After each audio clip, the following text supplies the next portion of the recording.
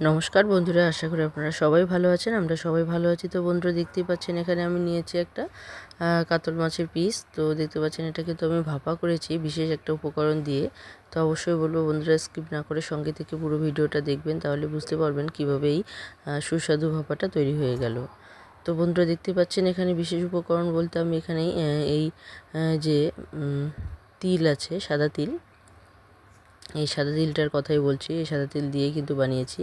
তো এখানে 4টা পিস মাছের ছিল, তো সেই অনুযায়ী আমি 4 পিস মাছের জন্য 4 চামচ মতো তিল নিয়েছি, আর 3 চামচ মতো নিয়েছি সর্ষে পাউডার, আর এখানে কিছু পরিমাণ সামান্য পরিমাণ দিব লবণ, আর কয়েকটা লঙ্কা দিয়ে আমি কিন্তু এই মশলাটাকে ভালো করে বেটে নেব। তো দেখতে পাচ্ছেন সমস্ত উপকরণগুলো দেওয়া হয়ে গেছে। তো এখন আমি এটাকে শিলনোড়ায় বেটে নিয়েছি। তো দেখুন কতটা সুন্দর মশলাটা তৈরি হয়ে গেছে। এখন এই মশলা দিয়ে কিন্তু একটা সুস্বাদু একটা ভাপা রেসিপি তৈরি হয়ে যাবে। তো বন্ধুরা দেখুন আমি একটা টিফিন বাটি নিয়েছি। তো এই টিফিন বাটিটা কিন্তু খুব সুন্দরভাবে কিন্তু সেট হয়, যে এখানে কিন্তু কোনো রকমের জল ঢুকতে পারবে না, কিংবা এখানকার মশলাও বের হতে পারবে না। তো এরকম একটা টিফিন বক্স আমি নিয়েছি। তো দেখতে পাচ্ছেন এখানে, তো এটা কিন্তু 2 লেয়ারের টিফিন বাটি বা টিফিন বক্স। এখানে কিন্তু আমি নিচেরটাতে দিচ্ছি। তো যেহেতু আমার 4 পিস লাগবে, তো সেই অনুযায়ী আমি 4 পিস নিচ্ছি। আর যদি বেশি লাগে তাহলে কিন্তু উপরেরটাতেও দেওয়া যেত, তো উপরটাতে দেওয়ার দরকার নেই, আমি নিচেরটাতেই আমার হয়ে যাবে। তো বন্ধুরা দেখতে পাচ্ছেন এখানে উপকরণ দিয়ে দিয়েছি আমি সামান্য পরিমাণ কাশ্মীরি লঙ্কা গুঁড়ো, আর এখানে দিয়ে দিলাম হলুদ গুঁড়ো আর লবণ, স্বাদ মতো লবণ দিয়ে দিলাম। আর এখানে দিয়ে দিচ্ছি কিছু পরিমাণ সর্ষের তেল, আন্দাজ মতো কিছু পরিমাণ সর্ষের তেল তো দিয়ে দিলাম। তো বন্ধুরা দেখুন ভাপাতে সাধারণত সর্ষের তেলটা বেশি সুস্বাদু হয়। তো বন্ধুরা দেখতে পাচ্ছেন এখন সমস্ত উপকরণগুলোকে কিন্তু ভালোভাবে ফেটিয়ে নিতে হবে, যাতে করে এই যে জলের সঙ্গে আর মশলাগুলোর সঙ্গে যেন তেলটা ভালোভাবে একদম মিশে যায়। তো সেভাবে কিন্তু মশলাটাকে ভালোভাবে ফেটিয়ে নিতে হবে। তো দেখেই বোঝা যাচ্ছে কতটা সুস্বাদু হবে, কালারটা কতটা সুন্দর এসেছে সেটা দেখতেই পাচ্ছেন।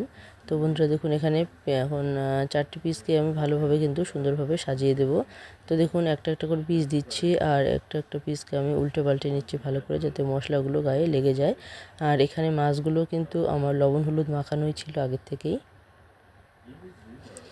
তো দেখতে পাচ্ছেন এখানে 2টো পিস দেওয়া হয়ে গেছে।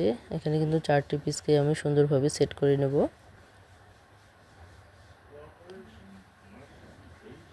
তো যে সমস্ত বন্ধুরা সঙ্গে আছেন সবাইকে অসংখ্য অসংখ্য ধন্যবাদ। আর এভাবেই সবসময় পাশে থাকবেন, সহযোগিতা করবেন। আর যে সমস্ত বন্ধুরা নতুন দেখছেন, প্রথম দেখছেন, যারা এখনও বন্ধু হননি, সাবস্ক্রাইব করেননি, তাদেরকে অবশ্যই বলবো বন্ধু হয়ে পাশে থাকতে। কারণ আপনাদের একটা সাবস্ক্রাইব, একটা কমেন্ট, একটা লাইক কিন্তু আমাদেরকে অনেকটাই উৎসাহিত করে নতুন নতুন ভিডিও দিতে। তো অবশ্যই বন্ধুরা সাবস্ক্রাইব করতে ভুলবেন না। তো বন্ধুরা দেখতে পাচ্ছেন এখানে 4টি পিস কিন্তু আমি দিয়ে দিলাম। তো এখন খুব সুন্দরভাবে কিন্তু এটাকে সেট করে নেব আমি। দেখতেই পাচ্ছেন এখানে, তো 4টি পিসকেই কিন্তু এখানে সেট করা যাবে, আর 4টি পিস সেট হয়েও যাবে খুব সুন্দরভাবে। তো আপনারা দেখতে থাকুন, সঙ্গে থাকুন কীভাবে এই সুস্বাদু ভাপা রেসিপিটা তৈরি হয়ে গেল। তো দেখতেই পাচ্ছেন এখানে মনে হচ্ছে যে ধরবে না, কিন্তু এটা কিন্তু পরে আমি সুন্দরভাবে সেট করে নিয়েছি। তো দেখতে পাচ্ছেন এখানে কিন্তু আমি সুন্দরভাবে সেট করেই নিয়েছি। 4টে পিসই কিন্তু এখানে সেট হয়ে গেছে।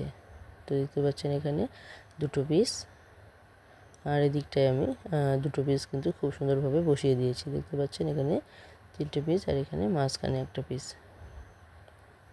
তো এখানে কিন্তু এই বাটিতে কিন্তু 4টে পিসে খুব সুন্দরভাবে কিন্তু আমি সাজিয়ে নিয়েছি। তো দেখতেই পাচ্ছেন খুব সুন্দরভাবে কিন্তু 4টে পিস এই ছোট্ট একটা বাটির মধ্যেই কিন্তু সেট হয়ে গেছে। তো আমি একটু জল দিয়ে দিয়েছি, যাতে করে এই মশলাটা মাছগুলো যেন ডুবে থাকে। তো দেখতে পাচ্ছেন এখানে যার জন্য কিন্তু মশলাটাকে ভালোভাবে তেলের সঙ্গে ফেটিয়ে নিতে হবে, যাতে করে তেল আর যে জল আছে সেই জলের সংমিশ্রণটা যেন সুন্দরভাবে মিশে যায়। তো দেখতে পাচ্ছেন মশলাগুলো কতটা সুন্দর লাগছে। তো এটা শুধু দেখতেই সুন্দর হয়েছে তাই নয়, এটা কিন্তু খেতেও খুবই সুস্বাদু হয়েছে। তো অবশ্যই বলবো যে সমস্ত বন্ধুরা দেখছেন, যারা এতদিন যাবৎ ভাপা করেছেন, তো একবার অবশ্যই এই উপকরণগুলো দিয়ে একবার ভাপা করে দেখবেন। আশা করি আপনাদের ভালো লাগবে। তো বন্ধুরা দেখুন এখন উপরে আমি ছড়িয়ে দিচ্ছি কিছু ধনেপাতা। তো দেখতে পাচ্ছেন এখানে ধনেপাতা কুচি আমি ছড়িয়ে দিয়েছি। তো আমি এখানে কিন্তু লঙ্কা দেবো না আর। তো তো আপনারা চাইলে কিন্তু কাঁচা লঙ্কা দিতেও পারেন। তো এখানে সৌন্দর্যের জন্য আর কোনো লঙ্কা দেওয়ার প্রয়োজন নেই। এখানে আমি দিয়ে দিয়েছি ধনেপাতা, আর লঙ্কা যেহেতু আমি বেটেই দিয়েছি, যার জন্য কিন্তু এক্সট্রা করে লঙ্কা দিলাম না, কারণ একটু ঝাল বেশি হলে বাচ্চারা খেতে পারবে না। তো যার জন্য কিন্তু আমি এখানে লঙ্কাটা দিলাম না। তো আপনারা চাইলে কিন্তু লঙ্কা দিয়ে দিতে পারেন। তো বন্ধুরা দেখুন, এখানে যেহেতু বলেছি আমি মানে টিফিন বাটিটা এরকমই, মানে দুটো সেট। তো এখানে দেখুন নিচেরটাতে দিয়ে দিয়েছি। আমার যদি আরও লাগতো মাছ তাহলে কিন্তু উপরটাতেও দেওয়া যেত, তো উপরটাতে দেওয়ার প্রয়োজন নেই, তো আমি নিচেরটাতে দিয়ে দিয়েছি। তো দেখতে পাচ্ছেন এখন ভালোভাবে টাইট করে লাগিয়ে নেব।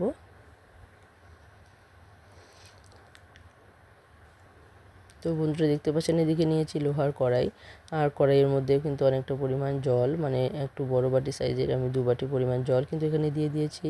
আর এখানে বসিয়ে দিলাম আমি টিফিন বক্সটা।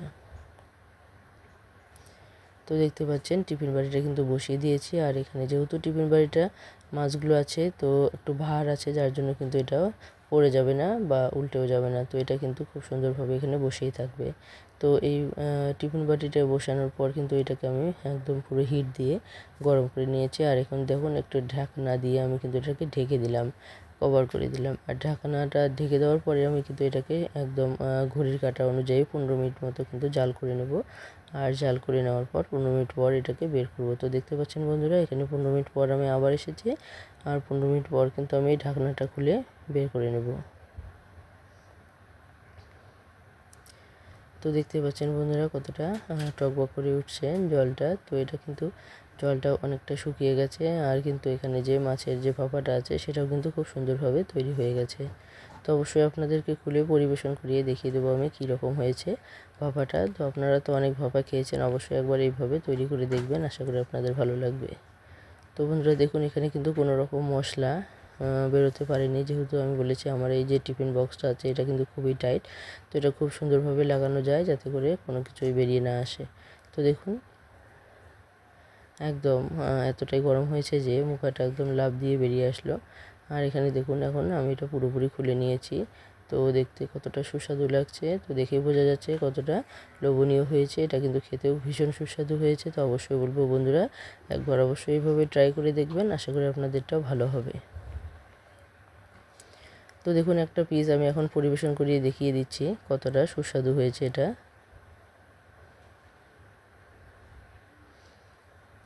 তো দেখুন এটা পুরোপুরি কিন্তু একদম সেদ্ধ হয়ে গেছে, যার জন্য কিন্তু এক হাতে তুলতেই ভয় লাগছে যেন ভেঙে না যায়।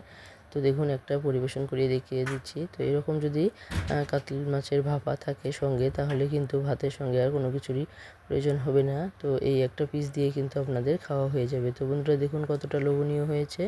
তো এটা কিন্তু যদি যেরকম দেখতে হয়েছে ঠিক সেরকম কিন্তু খেতেও সুস্বাদু হয়েছে।